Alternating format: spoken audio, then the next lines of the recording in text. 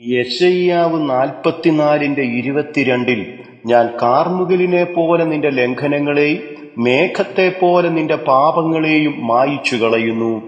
എങ്കലേക്ക് തിരിഞ്ഞുകൊള്ളുക, ഞാൻ നിന്നെ വീണ്ടെടുത്തിരിക്കുന്നു എന്ന് എഴുതിയിരിക്കുന്നുവല്ലോ.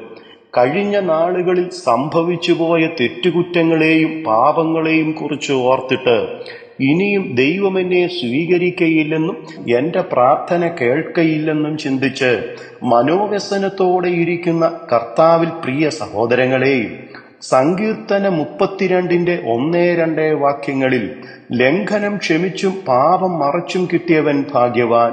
യഹോവ അകൃത്യം കണക്കിടാതെയും ആത്മാവിൽ കപടമില്ലാതെയും ഇരിക്കുന്ന മനുഷ്യൻ ഭാഗ്യവാൻ എന്ന് ദാവീദ് പറയുവാൻ കാരണം, 5-ാം വാക്യത്തിൽ ഞാൻ എന്റെ പാപം നിന്നോട് അറിയിച്ചു, എന്റെ അകൃത്യം മറച്ചതുമില്ല, എന്റെ ലംഘനങ്ങളെ യഹോവയോട് ഏറ്റുപറയും എന്നു ഞാൻ പറഞ്ഞു.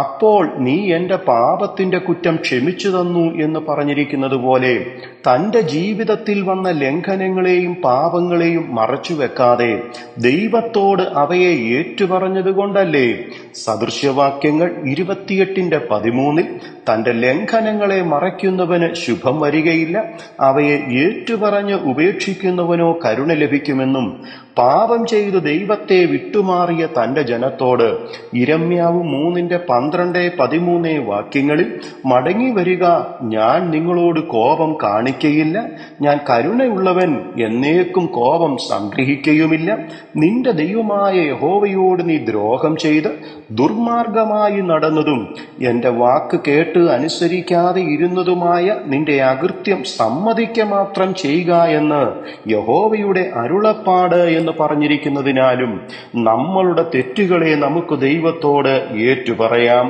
നമ്മളുടെ കർത്താവായ യേശുക്രിസ്തു ഇന്നും ജീവിച്ചിരിക്കുന്ന നല്ല കർത്താവായി നമുക്കുള്ളതിനാൽ യേശുവിന്റെ രക്തം സകല പാപങ്ങളെയും പോക്കി നമ്മെ ശുദ്ധീകരിക്കും.